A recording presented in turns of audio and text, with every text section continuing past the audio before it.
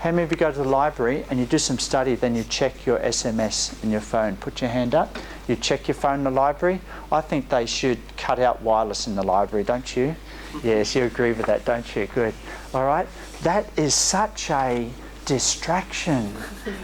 All right. It is. Look, I know the students in my class. I see them use it, and I look at them and I think, and I feel sorry for them because I know that, you know, they don't have the best teacher in front of them, all right? And there's more interesting things on their iPhone, so that's fine. I don't scold them, but I just go and get the rubbish bin and ask them to put their phone in the rubbish bin, but they don't do that. That's all right. So it is a distraction. And understand, but I want you to think about it, is next time you're in the library and you reach for your phone, why are you doing that? Just want you to be conscious of that. Are you checking it because your emotion needs something to check? All right? Is that a checker? Don't go to the library next time. Here's what you need to do. Here's something else you can do. After your law lecture, how many of you gone to the library, go to the library every day or every week? Hands up. You go to the library? All right, next time you go to the library, take your study buddy and go for a walk above the university with your papers and talk about the lecture you went through, or talk about a certain case as you're walking. Try that. Here's what's going to happen. Number one, while you're walking and talking, it's less likely you're going to check your phone, right? Okay. Number two, you are aligning physical activity with your thought activity. You can perfectly bend time when you're doing three. That is physical, mental, and thought.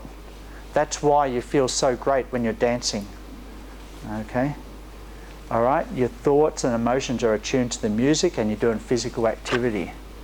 Okay, you want to be able to dance as you study. You want to get close to that feeling as you're studying. Okay, so it'd be great. You're on a dance floor dancing to music and lyrics that have law in it. Okay, that would be ideal. Okay, so think about that when you take your iPhone. Right, so go for a walk. It's less like you're going to multitask, and talk to the study buddy about the case. Argue, do an argument. Do a debate while you're walking along. See how hard that is. Try it. Why do you have to just stand and not move while you're arguing? Because you have to do that in court, right? Maybe no, you have to walk around in court, yes? You've done mooting, yes? You've done mooting yet? Not yet. You will, right?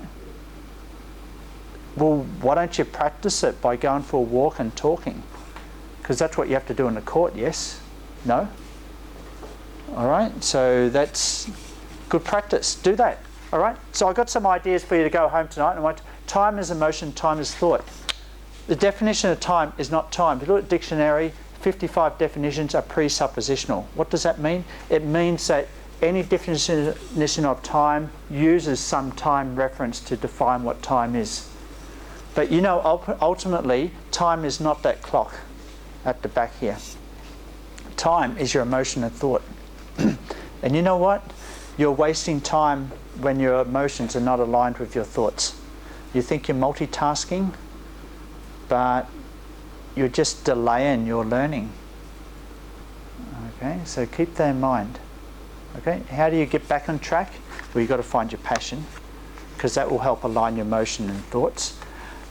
Get physical as you're using your thoughts. That will help do the alignment by walking and talking. Okay, I see most of you walking and twittering, SMSing, so I'm sure you can walk and talk. Okay, all right, but everyone's walking and doing this. It's amazing. This happened on the stairs coming down here before. All right, time is emotion, time is thought. Tonight was about time traps, time transformation. Everything I talk about tonight is actually to get away from that little clock that is driving your very existence every day now. Okay, so we're up the end of my hour because I started about 6:15. So in the end, if you can find your passion, these three things, feelings, your thoughts, your actions, can get alignment. That's probably the holy grail of what you want. And then you don't have to worry about time. You'll bend time. Okay, so don't stop searching for your passion. All right, these three things. I want to give you some exercises to go I just want to move on now and speed up. There's different things here. I can give you these slides if you want to look at them, but I was speed up to the end. Assignment. What you can do is, some of you, in terms of feeling frustration category, a lot of it is associated with your fears. Okay, your short-term fears, short-term deadlines that you have. Okay, and it's frustrated. How do you do it? Right. The other side, in some ways, your dreams is your focused fortune. You're focusing on the big picture in the end. What is it about that you contribute to that in the future? Okay, and so you can list your items in feeling frustration. So I can give you a copy of that and you can take that on.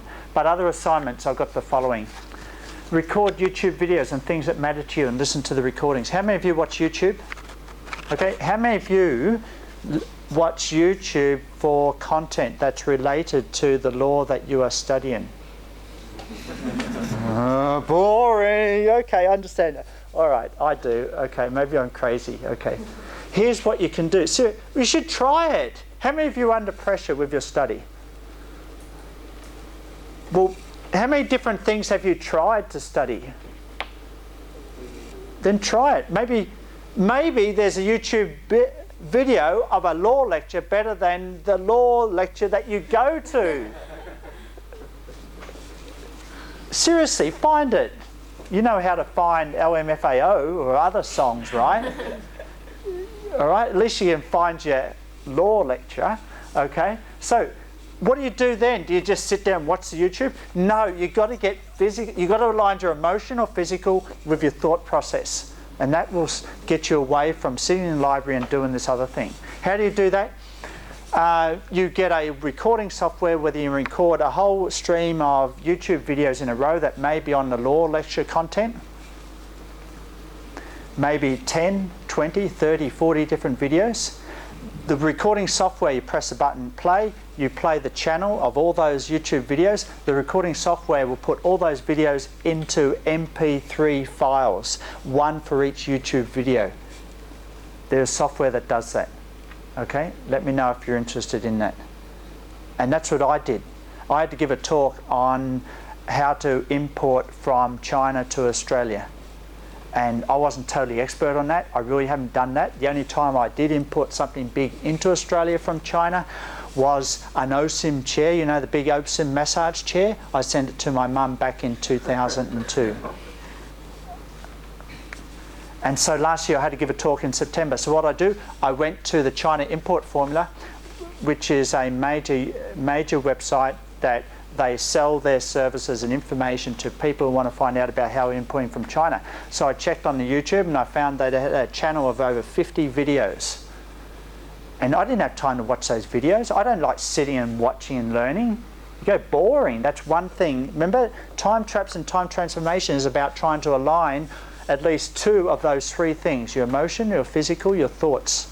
That's all we want to do. You just want to try and align one of them, two of them. Not all three, it's always very hard, but at least two of them, you're going to bend time. You're going to bend time, you're going to save time, you're going to be more effective if you're just working on one of those things. So what I did, I got this Soundtrap software, I pushed the button recording, I pressed the first YouTube in that channel, I woke up the next morning and those 55 files were in my folder. And I just move it over to my MP3 and then I go for a run and I listen to it. And I listen to it 5-6 times, the whole 55, over the course of a week. And I walk into a seminar and I was the expert. All right? All of these things are available to you. But the key was, what did I do? Did I just sit and watch the YouTube? No. I worked out a way of getting the information from the YouTube and it put it into an MP3, so then I listen to it while I go for a run. You see? So I'm combining physical activity with thought. You see what I mean? Combining those two, bending time. Okay? It's too boring to sit and watch a YouTube video on a law lecture. But try recording it and then going for a run and listening to it. That changes your whole dynamic. Try it. And then go for a run first thing in the morning. How many of you do running? Anyone? All right, I won't go there. All right, what else can you do? Make a list of the 20% of big things of in your creativity at the beginning of each day and work on these. Make a list. You make a list down things here. You've got a list of big picture things you have to do over the next, your career. Okay? Make a list of something you do every day that can contribute to that. Okay? And a simple thing may be developing a habit of thinking about your dream every day and sharing that dream with someone. Okay? All right, ask questions to focus your reading. How many of you read textbooks? How many of you do not enjoy reading textbooks? Okay, great, I agree with that. I've written a textbook, I make sure I put questions at the back. Here's what you do. Don't read from the start next time. Go to the questions at the back and start answering the questions, and then force your brain to search through the chapter for the answers. You are changing the dynamics of the learning up here. You're changing your thought dynamics. You're giving the brain something to do. As soon as you put a question to your brain, the brain is searching for an answer. You're going to be so much more effective in reading.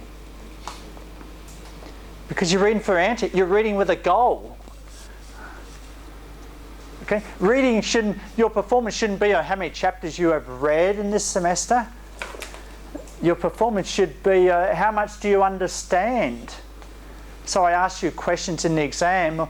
Oh, I don't know the answer to these questions because I didn't practice answering questions. I just practiced memorising the chapters. Okay? So how many of you have tried that before? Start at the back of each chapter, then try that. That's another thing you can do. Is this useful? Yes? No? Okay? All right, walk and talk, physical and mental activity. Combine two activities. Try that. Okay? Costs you nothing. You're going to go to the library and play with your phone anyway, so there's no opportunity cost there. And you get to talk to someone and no one's going to go, shh. Right? Okay? And you're not going to get kicked out of the library because you're illegally using your phone in the library. Right? So take your card, hang on to it again. Tomorrow morning, which side are you going to look at that? Which side are you going to look at? All right, the dream. Okay, so let me just finish there. Tonight's talk was about time traps, bending time. How do you bend time? You've got to find your passion one day. Look, it's very hard to say you have your passion now. Yes, you have passion now, but make sure it is your real final passion, okay? Just keep on testing it. If you have a passion now, then what are you doing with it? If you don't have, just keep looking for it. Nothing wrong with not having it right now, but just have lots of interests, try many things. Okay? Because that will help you bend time, because that will help you align your emotions with your thoughts. Until then, do physical activity with your thoughts. I gave you some ideas of how to do that tonight. That will help you in the courtroom dramas that you do. Okay? Walk and talk, walk and argue, walk and debate. Do it. Just get comfortable walking around debating. You've got to do it in court anyway. No? Right? Okay? So most of you won't have great careers, okay? Because ultimately it's whether you're following your passion or not. Are you going to go for it with your dream? You've got your dream here. You've wrote down your dream. Are you going to go for it, or is this just something that in 20 years' time or 30 years' time the kid says to you, Mummy and Daddy, I've got a dream. That day has come. I've got a dream. And you're thinking as a parent, wow, finally my kid has a dream. My kid has a dream. What is it, son or daughter? I want to be a magician. Why can't they be an accountant or a lawyer or a doctor? What are you going to say? What are you going to say? Go for it? Or are you going to say, I had a dream once,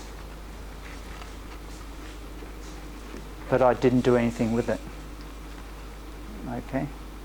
So think about that. You all have a dream now, so what are you doing with it? Thank you.